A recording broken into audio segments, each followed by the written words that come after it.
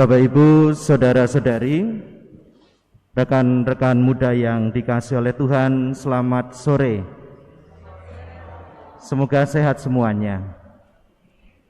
Saudara-saudari yang terkasih, suatu saat saya memberikan sakramen perminyakan kepada seorang umat. Waktu itu saya dipanggil Romo, bisa tidak memberikan sakramen perminyakan. Saya langsung pergi, berangkat, dan menemukan ada yang sudah terbaring dan yang lainnya sudah ada di sekelilingnya. Kelihatan sangat tegang suasananya. Si bapak pada waktu itu dalam kondisi yang sudah sangat lemah. Tetapi ada sesuatu yang membuat saya tertegun waktu itu ketika memberikan sakramen perminyakan. Lalu di tengah-tengah upacara itu kelihatan sekali bahwa sang bapak ini begitu cemas. Dalam sakratul mautnya rasanya dia belum bisa menerima. Kelihatan ada pemberontakan.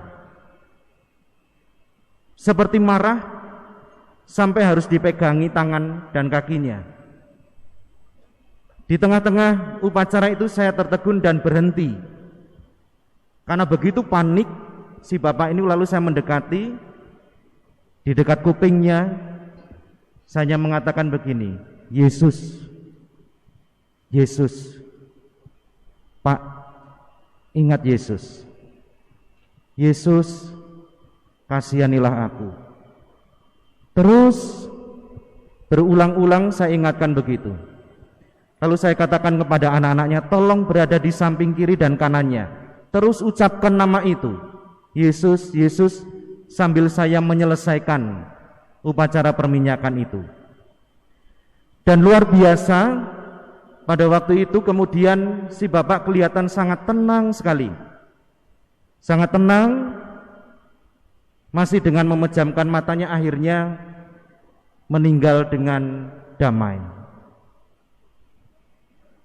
Bapak Ibu, saudara-saudari yang terkasih, pengalaman seperti ini mungkin jarang kita lihat. Tetapi saudara-saudari juga bisa jadi menjumpainya. Lalu saya merenungkan bahkan sampai pulang begini. Ingatan akan nama Yesus itu ternyata menenangkan hidup kita. Bahkan memenangkan kehidupan kita. Bukan hanya kita yang masih sehat, dalam arti ketika kita juga menghadapi banyak persoalan, saya masih sehat, saya masih kuat. Ketika kita berani menyebut nama Yesus, betul-betul percaya kepadanya, kita pasti akan mendapatkan karunia, dalam arti ketenangan, bahwa kita yakin Yesus tidak meninggalkan kita. Tetapi dalam peristiwa yang saya alami itu bersama dengan orang yang mau meninggal itu, saya jadi merenungkan begini, bahwa pada saat orang bahkan mungkin hanya punya sisa dari iman, dari pengharapannya, ketika ingatannya kembali berjumpa dengan Yesus, maka ternyata kita yakin ada keselamatan di situ. Menjadi tenang. Tetapi kita juga boleh yakin bahwa Yesus sungguh-sungguh menjumpai saudara kita ini dan membawanya ke dalam Firdaus.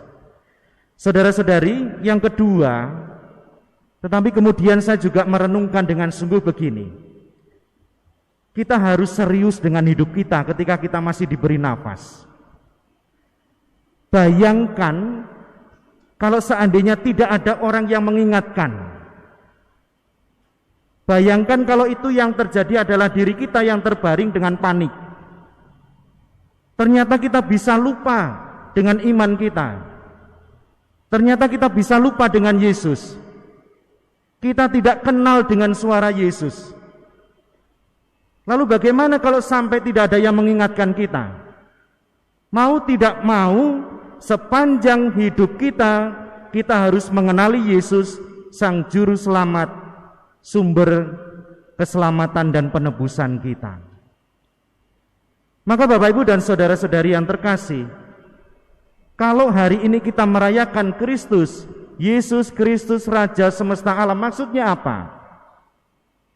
Pertama, kita akan menutup tahun liturgi ini dengan hari raya ini. Tetapi kita memang diajak untuk merenungkan dan menyimpulkan. Selama 1 tahun persis, kita diajak untuk mengikuti Yesus. Dia Allah yang menjadi manusia, yang menjumpai kita, yang menyertai kita, yang menemani kita menjadi sahabat, menjadi guru, yang menyembuhkan kita. Tetapi dia juga yang menderita di kayu salib untuk menebus kita. Tetapi dia juga yang bangkit mulia, membawa kita kepada kemuliaan. Nah, di akhir tahun liturgi ini, sebelum kita lagi nanti mengulangi permenungan tentang hidup Yesus, kita merumuskan dengan keyakinan iman yang bersama dengan gereja, bahwa Yesus bagi kita, bagi gereja, bagi saya adalah Raja semesta alam. Menjadi Raja saya, menjadi Raja kita tempatkan yang utama dan utama.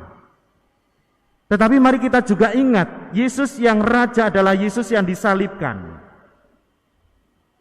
Yesus yang begitu mencintai kita, Yesus yang menyembuhkan kita, Yesus yang memberi pengharapan. Walaupun seringkali kita juga sama seperti yang Bapak saya ceritakan tadi, kadang-kadang mungkin kita hanya punya pengharapan yang kecil, punya iman yang tipis. Saya jadi ingat ketika Yesus disalibkan, dia tidak sendirian. Ada 2 orang penjahat di samping kiri dan kanannya. Ketika yang satu masih menghujat Yesus, masih mengejek Yesus, kalau engkau juru selamat, bebaskanlah dirimu dan kami, selamatkanlah dirimu dan kami. Tetapi yang sebelah mengingatkan. Lalu kemudian dalam perbincangan dengan Yesus, dia mengatakan, dalam kesesakan, dalam kegelapan, dia masih memohon pada Yesus, kalau engkau datang sebagai Raja, ajaklah aku ke Firdaus. Tuhan, ingatlah aku kalau engkau datang sebagai Raja. Lalu jawaban Yesus apa? Percayalah, hari ini juga engkau akan ikut bersamaku ke dalam Firdaus. Saudara-saudari yang terkasih, saya kira kita ini juga tidak lebihlah daripada para penjahat itu. Kadang-kadang kita sungguh jahat.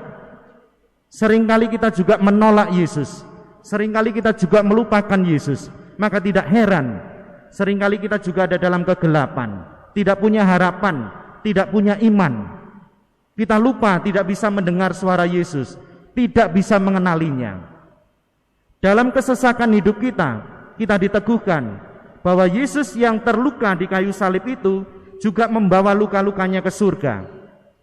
Tetapi kita boleh yakin bahwa Yesus juga membawa luka-luka kita, kelemahan-kelemahan kita, berat hidup kita. Yesus yang tersalib itu Yesus yang merangkul kita semua. Maka mari kita boleh yakin sekali lagi, dalam hidup yang berat, dalam kesesakan, mari tetap berbisik, tetap mohon pada Yesus supaya kita diselamatkan, supaya kita tetap mengenali Yesus. Dan yang terakhir, kalau kita mengakui Yesus sebagai Raja dalam hidup kita, maka kita juga harus hidup seperti Yesus yang hidup, memiliki hati seperti hati Yesus, hati yang mengampuni, hati yang penuh kasih, hati yang terbuka, hati yang memberikan dirinya kepada siapapun. Hiduplah penuh berkat dan memberkati orang-orang yang kita jumpai.